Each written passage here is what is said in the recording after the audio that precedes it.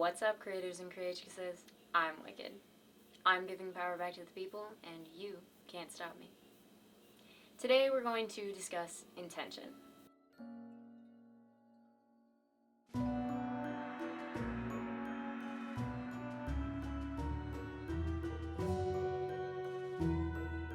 Now, if you've done any studying into magic or manifestation practices, you've probably heard the word intention. This is a really common one. However, it's one of those things that we tend to take and make into something way bigger than it has to be. While it is important, intention is incredibly simple. Your intention is all about taking your dream or desire and making it into a reality. Your intention is your will. It is your decision to truly flex your power. There is a lot of spiritual theory going around right now that states that simply having an intention and focusing on it is enough to manifest. And while I'm not going to contest that entirely, what I am going to say is that when you use your intention mindfully and with a ritual practice, you're going to amplify all of that power. Yes, at its base, magic truly is all about your intention, about setting it and going after it. But there's a reason that we've been practicing all of these tactics for hundreds and hundreds of years, and it's not just because people like to get dressed up in ceremonial robes. No, rather it is instead because ritual does so much to truly tap into the cosmic energies of the universe. Casting a spell isn't just about riddling out some words and making things sound good. No, it is taking your intention and magnifying it in a way that the universe can really connect to it and understand. When you step into ritual, you're taking yourself into that energy of things already working out for you, of you having already attained your intention or desire. Ritual really helps you to act as if, and in doing so, you are much more likely to manifest what your aim is, because you're becoming an energetic match to it, but not just in your daily life, in this way that puts the cosmic spotlight on you. Having been a practicing witch for years, and having trying both routes, actively practicing through spellcasting and rituals, and more so taking all of that power in the mind and just trying to focus on intention, I have to say that doing all of the extra stuff, casting the spells, practicing the rituals, getting your herbs and potions right, it makes a huge difference, and it really accelerates the timeline. See, without casting that spell, without sending that call to the universe, you're doing all of that work by yourself, and we're here to co-create with one another and with the universe. We are a conscious collective, so when we stay within our own minds, we're really not tapping into all of the resources that we have available. Now, we use intention daily. You intend to wake up, you intend to go to work, you intend to work out or eat or watch TV or whatever it is you do. You have an intention to do those things. But when it comes to magic, you have to use your intention much more mindfully, with intended purpose. The physical dimension is a very dense one, so simply having an intention in your mind isn't always enough, especially if you're trying to get after big things or manifest what's almost a new experience for you. As I said, by stepping into ritual, it takes your intention and it amplifies all of that power. And this doesn't have to be a full-out ritual. You don't have to go out into the woods with 20 people and get everybody to focus their intention on this one thing. It can be something that you do within the confines of your own home, in your comfort zone, that just allows you to tap into the energy of the universe. There are many different ways to perform ritual, and I'll do a video on rituals later on, but in the meantime, just find something that works best for you. It can be as simple as lighting a candle, or creating a potion, or just casting a spell without any of the additives. But know that every step that you take towards adding those extra things in, the more power you're giving to your intention, and the more likely the universe is going to hear and succumb to your will. But perhaps more so importantly than how you set your intention, know that if you don't set your intentions, not just for the day but for your life, you're going to just be going with the flow of the universe. Now, that doesn't sound bad, and there are definitely times when that is all that is called for, but recognize that if you're always doing this, you're kind of set on autopilot, and that makes you a victim to your life and the energy surrounding you. Now, know that as soon as you wake up, you become kind of a beacon to all of these low-level energies that are out there. So once you start flexing your power and shining your light, you're going to draw a lot of attention, which means there are going to be a lot of external forces that are bringing their energy into your mix. Very soon we'll get into protection magic and how to really take care of yourself in the magical world, but for now, know that if you're trying to do any of this at all, you've already caught something's attention, and if you take the back seat and decide to go on autopilot, you're leaving yourself at the mercy of all of these wandering, meddlesome energies. Setting your intentions in this magical way makes you a more powerful force to be reckoned with, and while it won't drown out all of those meddlesome energies, it will give you a better chance at getting through them. Your will has to be stronger than theirs, and if you aren't mindful of your intentions, it's going to be very easy to kind of get bogged down energetically by all of these unseen forces around you. Now, do know that there are also a ton of unseen forces that want nothing more than your success, but it all depends on what you're calibrated to. If you're more negatively or more low vibrationally calibrated, you're going to be an easier target for these low-level entities. If you're paying more attention to your guides and protectors in your life, you're going to have a better chance of getting away from those low-level energies. But truly, the only way to keep yourself safe is to intend to do so. It really all comes back to intention. All of magic is about setting your intention.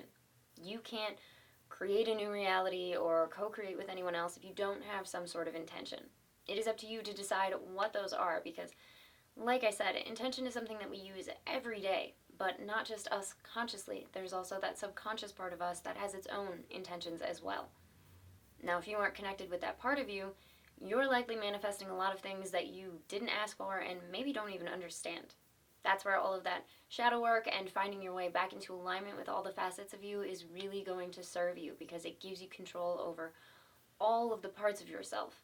All of these different facets of you, they exist in different vibrational frequencies. So if you aren't in control of them, they're communicating with whatever is there instead of with you. One of the best things you can do when you first start practicing is to set an intention to align those facets of yourself.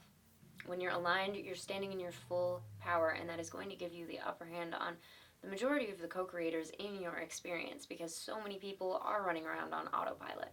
Now, I don't mean to use this maliciously, I just mean that when you have that control over yourself, when you are in an aligned state of being, when you are standing within all of your power, you are going to be a force to be reckoned with. You will start to notice that your will is the one that comes out on top rather than those around you.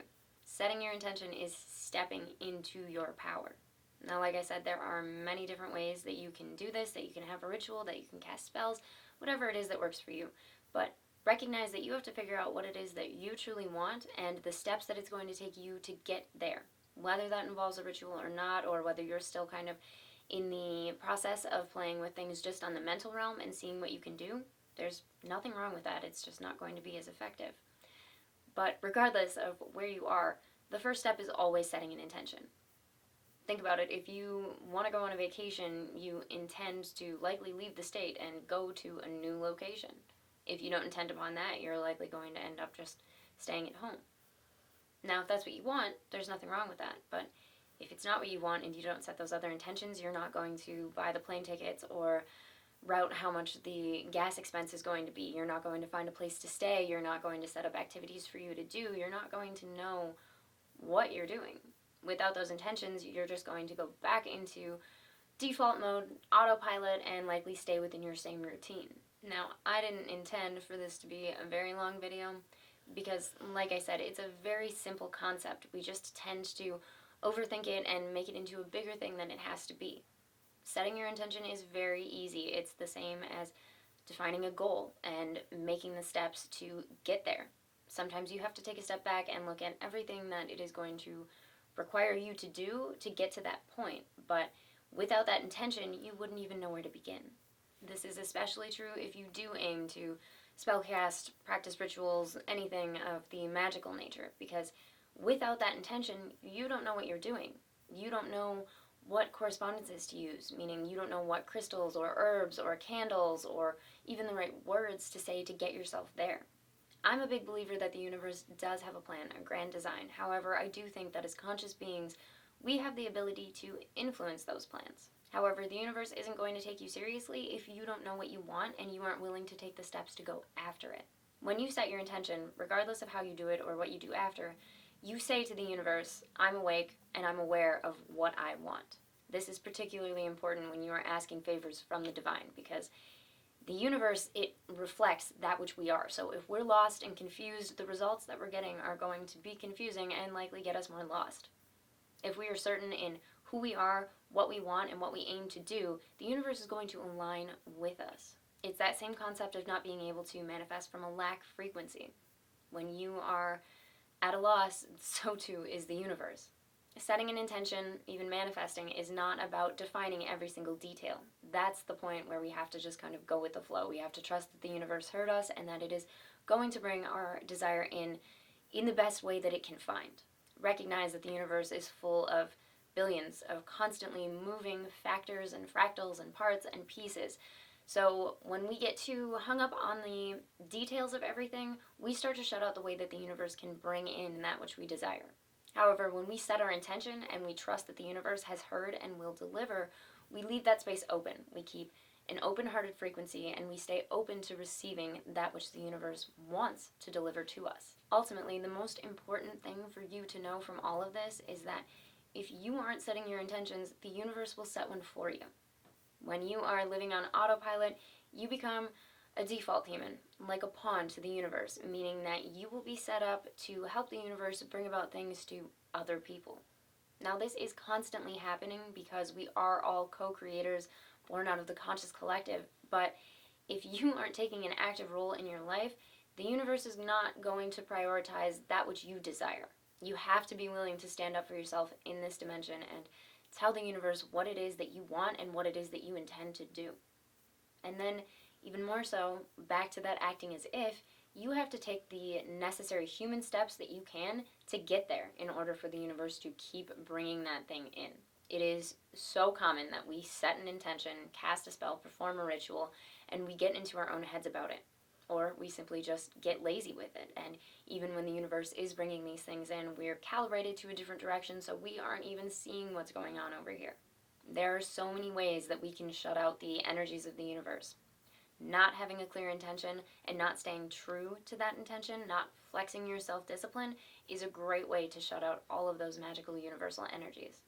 As always, the power is in your hands, but it's up to you to decide what you're going to do with it and if you're going to conspire with the universe or just let it keep using you as a pawn. We're all here together, and having your own desires and dreams and intentions isn't as selfish as some people would make you think. Rather, this is one of the best things that you can do because it is going to align you more with your soul's purpose, getting you on the right path for you, bringing in a ton of good energy, which is going to infiltrate the conscious collective and bring the entire vibrational frequency up. When you lift yourself, you lift everyone else as well. All of our ships rise together. So recognize that there's nothing wrong with deciding on what you want and then going after it however you best see fit. Just remember, it's your power. Do with it what you will, but use it wisely. That's all I have for this one. Thank you so much for joining me, and make sure to like and subscribe so that I can help you keep your third eye in the sky. Stay blessed.